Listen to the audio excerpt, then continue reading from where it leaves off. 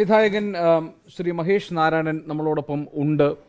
M T അനുസ്മരിക്കുന്നതിന് വേണ്ടി Shri Mahesh Narayanan, M T Vasudevan നായരെ സംബന്ധിച്ച് അദ്ദേഹത്തെ ഒരുപക്ഷെ വരും തലമുറ കൂടുതൽ അദ്ദേഹത്തെ അറിയാനും പഠിക്കാനും മനസ്സിലാക്കാനും ഒക്കെ പോകുന്നത് അദ്ദേഹത്തിൻ്റെ കയ്യിൽ നിന്ന് വന്നിട്ടുള്ള സിനിമകളിലൂടെ ആയിരിക്കും. എങ്ങനെയാണ് താങ്കൾ അദ്ദേഹത്തെ അനുസ്മരിക്കുന്നത്? നമസ്കാരം. എന്നെ സംബന്ധിച്ചിടത്തോളം എന്താ പറയുന്ന മലയാളികൾക്ക് ഒരു തീരെ നഷ്ടം തന്നെയാണ്. എഴുത്തുകാരന്റെ ഇന്റഗ്രിറ്റി ഒരു കാലത്തും നഷ്ടപ്പെടുത്താത്ത ഒരു എഴുത്തുകാരാണ്. അതായത് ഒരു ഒരു ഒരു സിനിമയെ സംബന്ധിച്ചിടത്തോളം ഒരു ചലച്ചിത്രകാരൻ എന്നുള്ള നിലയിൽ ഞങ്ങളെല്ലാവരും ഒരു ഒരു ടെക്സ്റ്റ് ബുക്ക് ആയിട്ട് കാണുന്നതാണ് സാറിന്റെ തിരക്കഥകളെല്ലാം എല്ലായ്പ്പോഴും. അതിപ്പം ഫിലിം ഇൻസ്റ്റിറ്റ്യൂട്ടിൽ പഠിക്കുന്ന കാലം മുതൽ DC ബുക്സ് പബ്ലിഷ് ചെയ്തിരിക്കുന്ന അദ്ദേഹത്തിന്റെ തിരക്കഥകൾ വായിച്ചിട്ടാണ് എഴുതാനുള്ള ഒരു പ്രേരണയാണ് നമ്മളെപ്പോലുള്ള ആൾക്കാർക്ക് കിട്ടിയിരിക്കുന്നത്. അതുകൊണ്ട് ഇന്നും എന്താ പറയുന്നത്, എനിക്കിപ്പോൾ അദ്ദേഹത്തിന്റെ അവസാന കാലഘട്ടങ്ങളിൽ ഇപ്പോൾ ഈ പറഞ്ഞ പോലെ അദ്ദേഹം ചെയ്ത മനോരഥങ്ങൾ എന്ന് പറഞ്ഞ ആന്തോളജിയിൽ ഒരു സിനിമ എനിക്ക് ചെയ്യാൻ കഴിഞ്ഞു എന്ന് പറയുന്ന ഒരു വലിയ ഭാഗ്യമായിട്ട് കാണുന്നു. വലിയൊരു നഷ്ടം തന്നെയാണ്.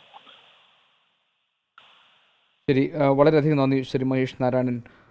എനിക്ക് തോന്നുന്നു ഒരു പക്ഷേ എം ടി വാസുദേവൻ നായർ അദ്ദേഹത്തിൻ്റെ കഥകളിലൂടെയും അദ്ദേഹത്തിൻ്റെ കഥാപാത്രങ്ങളും പറഞ്ഞതുപോലെ കാലത്തിൻ്റെ മഹാപ്രവാഹത്തിൽ ഒരു ഘട്ടത്തിൽ അതിനൊക്കെ സാക്ഷിയാകാൻ, എല്ലാ സംഭവങ്ങൾക്കും സാക്ഷിയാകാൻ വിധിക്കപ്പെട്ട മനുഷ്യനെന്ന നിത്യാത്ഭുതത്തെക്കുറിച്ചാണ് എം ടി വാസുദേവൻ നായർ അദ്ദേഹത്തിൻ്റെ രചനകളിലൂടെ എല്ലാ കാലത്തും സംസാരിച്ചിട്ടുള്ളത്. അദ്ദേഹം എല്ലാ അഭിമുഖങ്ങളിലും പറഞ്ഞത് എഴുത്തുകാരൻ്റെ ഏറ്റവും വലിയ ദൗത്യം എന്നത് കാലത്തെ അടയാളപ്പെടുത്തുക എന്നതാണ്. അങ്ങനെ കാലത്തെ അടയാളപ്പെടുത്തി, മനുഷ്യാവസ്ഥകളെ അടയാളപ്പെടുത്തി, വൈകാരിക പ്രതിസന്ധികളെ അടയാളപ്പെടുത്തി, അങ്ങനെ നമ്മുടെ മുന്നിൽ ഒരു വലിയ സാഹിത്യത്തിൻ്റെ വലിയ പ്രപഞ്ചം തുറന്നിട്ട ശേഷമാണ് എം ടി വാസുദേവൻ നായർ അദ്ദേഹം എല്ലാ കാലത്തെയും സാക്ഷി നിർത്തിയ കാലത്തിൻ്റെ യവനികയ്ക്കുള്ളിലേക്ക് മറയുന്നത്. അപ്പോഴും നമ്മുടെ മുന്നിൽ ബാക്കിയാകുന്നത് എം ടി നമ്മുടെ മുന്നിൽ ഇട്ടിരിക്കുന്ന അക്ഷരത്തിൻ്റെ വലിയ ലോകം മാത്രമല്ല, അദ്ദേഹം സിനിമയിലൂടെയും അദ്ദേഹത്തിൻ്റെ കഥകളിലൂടെയും നോവലുകളിലൂടെയും അനേകം ലേഖനങ്ങളിലൂടെയും ഒക്കെ എം ടി എല്ലാ കാലത്തും പറഞ്ഞിരുന്നത് മനുഷ്യനെക്കുറിച്ചിട്ടുള്ള, മനുഷ്യൻ നേരിട്ടിരുന്ന പ്രശ്നങ്ങളെക്കുറിച്ചാണ്, അവരുടെ ജീവൽ പ്രശ്നങ്ങളെക്കുറിച്ചാണ്, അവരുടെ വൈകാരിക പ്രശ്നങ്ങളെക്കുറിച്ചാണ്.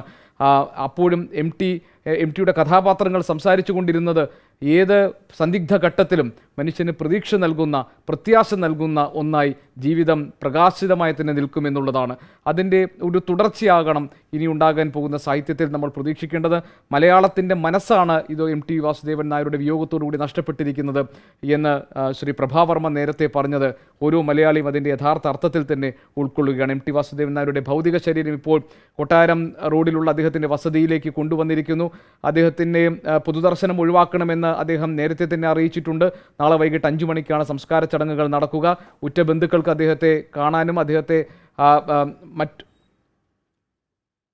ഇപ്പോൾ വീട്ടിൽ സാദിഖലി തങ്ങൾ, മുനവർ അലി ശിഹാബ് തങ്ങൾ തുടങ്ങിയവർ അദ്ദേഹത്തിന് ആദരാഞ്ജലികൾ അർപ്പിക്കാൻ വേണ്ടി കോഴിക്കോട്ടെ വസതിയിൽ എത്തിയിട്ടുണ്ട്. ആ ദൃശ്യങ്ങൾ നമുക്ക് ഇപ്പോൾ കാണാൻ കഴിയുന്നുണ്ട്. മാധ്യമ പട, ഒരു വലിയ മാധ്യമ സംഘം തന്നെ എം ടി വാസുദേവൻ നായരുടെ കോഴിക്കോട്ടെ വസതിക്ക് പുറത്തുണ്ട്.